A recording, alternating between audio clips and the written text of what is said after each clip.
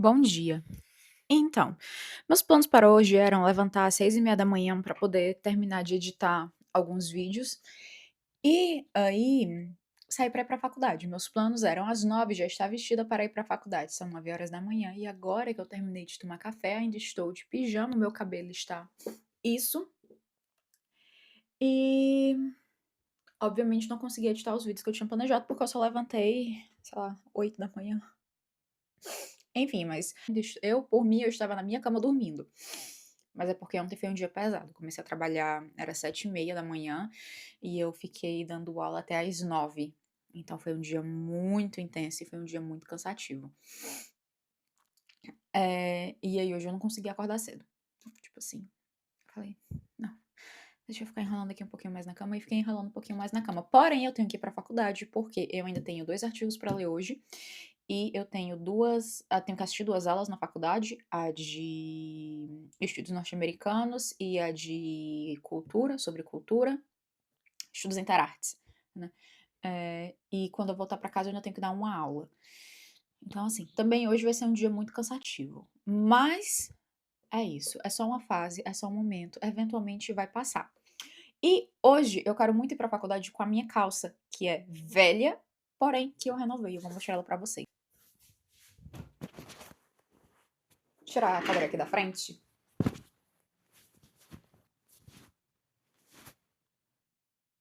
Então, se vocês viram um dos meus vídeos anteriores, vocês devem estar sabendo que eu tava fazendo. Como é que é o nome, meu Deus? Não, ponto cruz. Ponto cruz. Por quê? Porque essa calça tava com a mancha. Só que aí eu decidi fazer ponto cruz pra poder cobrir ela. Só que eu, burra, lesada, quer dizer, não foi burra nem lesada. Era só porque eu não sabia ainda como era que de fato fazer isso. Eu deveria ter pesquisado antes. Se a gente costura a tela de ponto cruz na próprio tecido do material da calça, depois a gente pode puxar ela e desfiar e vai ficar tipo como se fosse um PNG transparente na calça. Só que eu não sabia disso. Então eu fiz todo o bordado só na tela, sem fazer na calça. Aí eu tive que fazer tipo como se fosse um patch. E preguei aqui. Aí depois eu fiquei pensando, não, nossa, precisa de mais coisinhas. Aí eu fiz esses bordadinhos aqui de vinha, né, aqui no bolso. Pensei em fazer do outro lado. A minha ideia, na verdade, era fazer, tipo, o patch desse lado e a vinha desse lado. Mas quando eu vi, eu já tava fazendo desse lado. Eu falei, vai ficar desse lado mesmo. E eu quero muito usar ela e vestir ela. O problema é que eu comprei essa calça já faz alguns anos, quando eu ainda usava 36, né? 36, aqui que vocês podem ver. Eu não uso mais 36. Talvez ela vai ficar um pouco apertada, talvez ela vai ficar um pouco apertada, mas a gente primeiro tem que ver como é que ela vai ficar e qual blusa eu vou usar junto dela, pra saber se vai ficar, né, bom ou não. Bom, então, aqui está a calça com o patch. Aqui na lateral a gente tem as vinhas. E eu vou com essa roupa. A calça ficou um pouco apertada? Talvez. Talvez tenha ficado. Mas eu tô tão orgulhosa de eu ter feito isso que eu vou com ela mesmo assim, tá entendendo?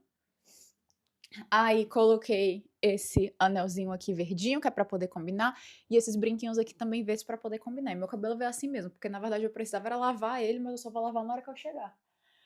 Porque já são acho que 9h30 e a minha primeira aula é às 12. Vou colocar essa aqui pra lá. E os planos pra hoje são ir pra biblioteca e ficar na biblioteca até a hora de ir pra aula, assistir mais aula e voltar pra casa. Basicamente, agora que eu tô vendo esse meu cabelo ele tá parecendo aqueles cabelos daquelas mulheres dos anos 80, tipo, que fica sempre ai Deus, mas é isso. Enfim, e aí hoje eu vou ter que ler os 2 artigos sobre memória, e não é tipo, a memória a partir de uma perspectiva cultural, né. Então são monumentos relacionados à memória, relativos à memória e de que forma a memória ela se interlaça com a arte ou com as artes. Mais especificamente porque como é uma disciplina sobre estudos interartes, e eu não sabia o que era interartes até tipo um mês atrás, nunca nem tinha ouvido falar, na minha cabeça era só tipo literatura. Literatura comparada, teoria da literatura, e os estudos interartes, na verdade, eles se apropriam de muitas coisas da teoria literária e da teoria da literatura comparada para poder aplicar a artes de diferentes mídias. Então, ao cinema, à ópera, ao teatro, a dança, a música, as exposições artísticas de maneira geral, as pinturas, obviamente. E eu tô achando muito interessante, porque eu tô aprendendo algo novo, apesar de isso não ser útil para a minha pesquisa particular, né, a minha pesquisa de doutorado, ela é sobre literatura fantástica. Literatura fantástica do século XIX, contos, mais especificamente. Então, assim, não tem nada a ver com o que eu pesquiso, com o que eu estudo. Mas eu gosto de, tipo, me aprofundar nesses saberes, nessas áreas, até porque, tipo assim, nenhum conhecimento é irrelevante, nenhum conhecimento é inútil. Então, por um lado, esse semestre pra mim tá sendo um pouco, não vou dizer chato, porque não tá sendo chato, mas tá sendo um semestre que não tem absolutamente nada a ver com as minhas pesquisas. Eu tô fazendo uma disciplina sobre cinema, eu não tenho muito interesse por cinema, só vejo filme, e eu tô descobrindo várias coisas nessa disciplina sobre cinema que eu sinto que eu sou uma analfabeta com relação a filmes, porque eu passei a minha vida inteira assistindo filmes e eu nunca tinha reparado em absolutamente nada daquilo que, tipo, o professor tá falando. Sobre enquadramento, sobre uso de cor, sobre escolha de música. E eu fiquei tipo, uau, meu Deus, parece que eu tô aprendendo a ler um filme. E é basicamente isso que eu tô fazendo, porque eu aparentemente passei minha vida inteira vendo filmes e eu nunca soube ler um filme. Mas tudo bem, tudo bem, tudo bem, é isso. Aí tem essa disciplina sobre memória e tem a disciplina sobre literatura africana, que também, tipo, não é a minha área de estudo. Então, ao mesmo tempo que não tem absolutamente nada a ver com o que eu pesquiso e nem remotamente eu consiga ligar essas coisas com, a minha área de estudo. Talvez eu consiga ligar o trabalho de estudos interartes com literatura fantástica, mas só talvez, eu ainda preciso conversar com a professora acerca disso. Mas eu sei que literatura africana eu não vou conseguir, e eu sei que em cinema também não vou conseguir falar sobre nada de literatura fantástica. E é isso, né, mas bora lá que eu já tô falando muito e senão eu não vou conseguir terminar de ler os textos hoje.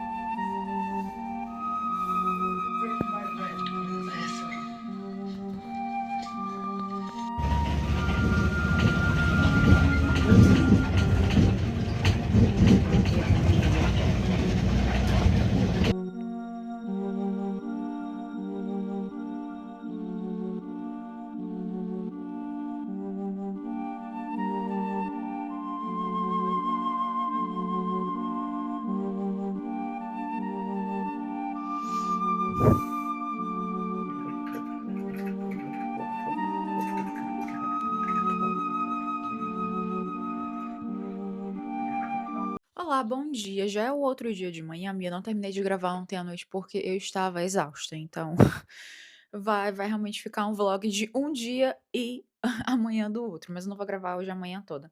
Basicamente, eu só queria comentar que ontem, na aula de cinema, estudos norte-americanos, né, de cinema norte-americano sobre road movie, a gente terminou de ver Bonnie and Clyde, comentou sobre o filme, sobre as escolhas, né, do diretor em termos dos tipos de cena, dos cortes, dos ângulos. E depois a gente foi assistir Thelma and Louise, a gente só assistiu acho que as primeiras meia hora do filme. A primeira vez que eu tô assistindo Thelma e Louise, eu tô gostando por enquanto, pelo menos faz muito mais sentido essas 2 narrativas, né, Bonnie and Clyde e Thelma e Louise, do que, por exemplo, Easy Rider, que é considerado como o fundador do road movie, do gênero road movie. Mas eu assisti, Easy Rider, e pra mim Easy Rider começou em lugar nenhum e chegou em lugar nenhum. Mas eu acredito que é porque é um distanciamento temporal muito grande entre a nossa sociedade e aquilo que estava acontecendo naquele momento histórico nos Estados Unidos. Simplesmente parece que todo mundo naquele filme tá performando, é tipo, é muito performativo, só que eles não estão performando. Essa é a minha visão enquanto, ser presente e vivente em uma sociedade em 2026, né. Aquele filme ele já não consegue mais dialogar comigo, porque ele tá tão preso dentro das próprias referências culturais, e que aquela cultura ela já não comunica mais com a gente, porque de fato foi um momento muito específico na história norte-americana, que o filme não pra mim, o filme não fez sentido. Depois quando eu paro pra pensar na situação, no contexto histórico e tudo mais, ok, eu consigo entender algumas coisas, mas de novo, pra mim aquele filme ele não tem sentido, ele começou e ele começa e ele não diz absolutamente nada, ele não indica as motivações dos personagens, a gente basicamente tem que ir meio que ir interpretando um jogo de símbolos sobre a motivação dos personagens, o porquê que eles estão fazendo aquilo, toda aquela questão do sonho americano, de ganhar dinheiro, de ter dinheiro, de fazer dinheiro fácil.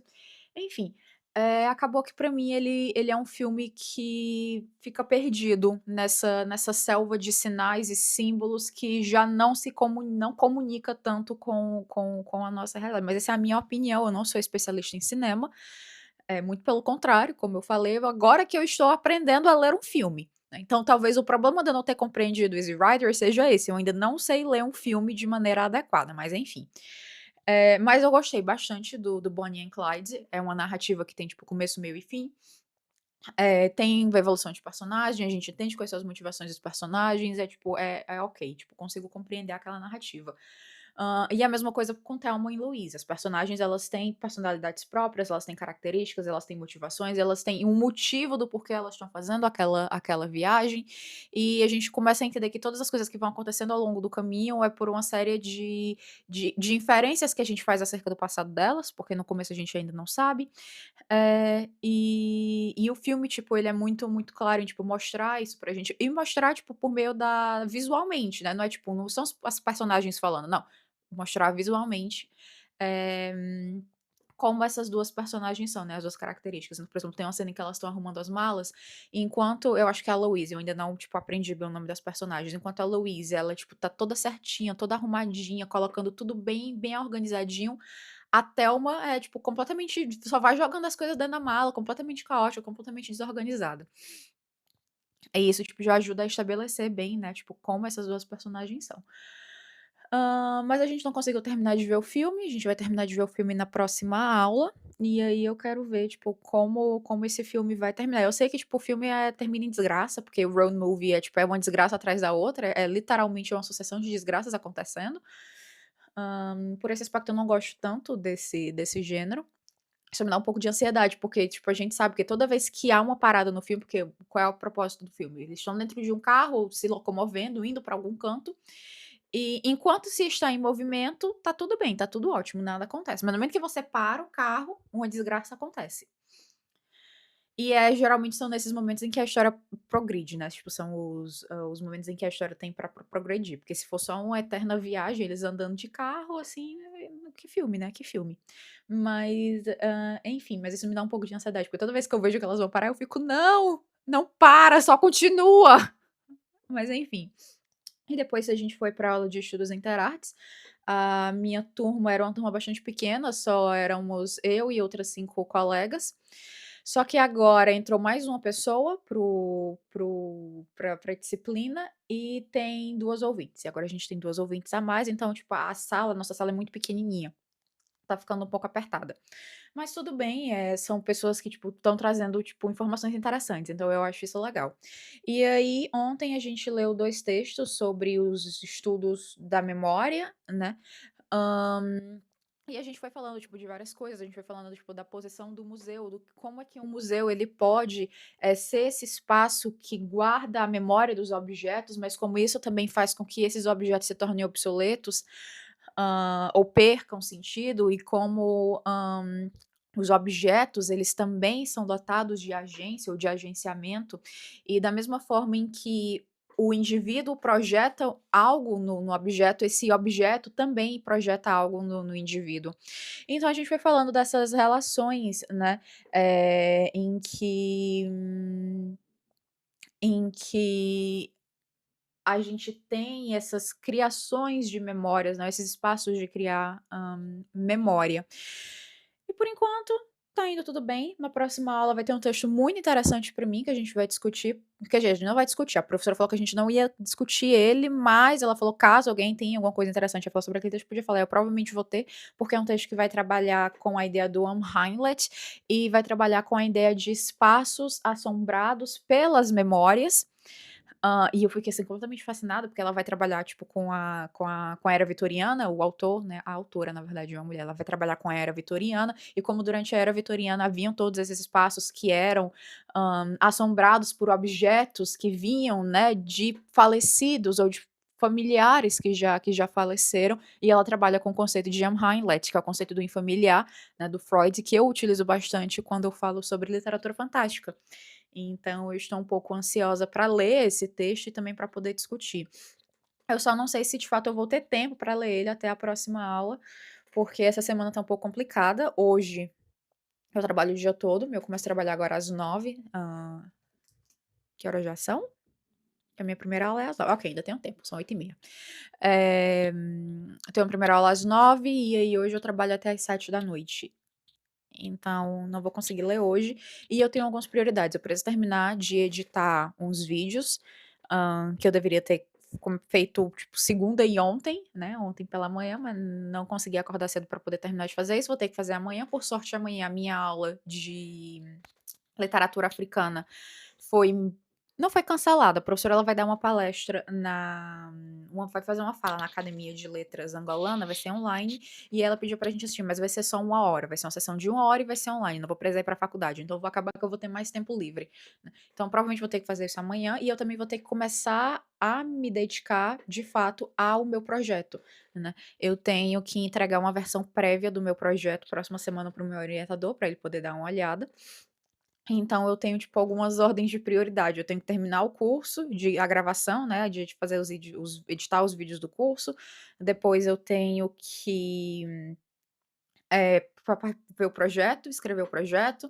Aí eu tenho que terminar de ler os 2 romances que eu ainda não terminei de ler, A Costa dos Murmúrios e o Austerlitz, porque no começo de abril a gente já vai começar a trabalhar com eles em sala, então, tipo assim, de 11 para o começo de abril é muito pouco tempo, passa muito rápido, então eu tenho que de fato terminar de ler esses livros, tenho que acelerar a leitura. Mas isso são cenas para os próximos dias. Hoje eu vou focar em terminar o dia de hoje, que já vai ser muito cansativo. Tenho plena consciência disso. Eu já estou cansada, são 8h30 da manhã, eu já estou cansada.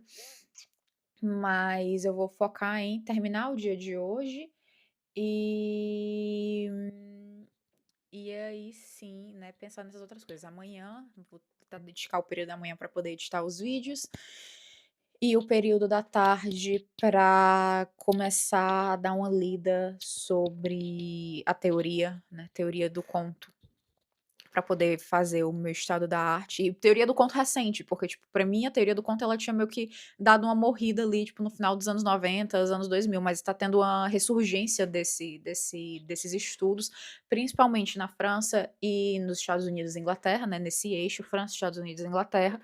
tem várias revistas que estão publicando trabalhos e estudos sobre narrativa breve, e eu preciso fazer essa atualização no meu projeto, que tipo, era uma coisa que não tava contemplada no meu projeto antes, mas que precisa, até porque eu trabalho com contos, né? Então eu preciso deixar claro isso também. E aí foi meu orientador pediu para eu fazer essas modificações, essas mudanças.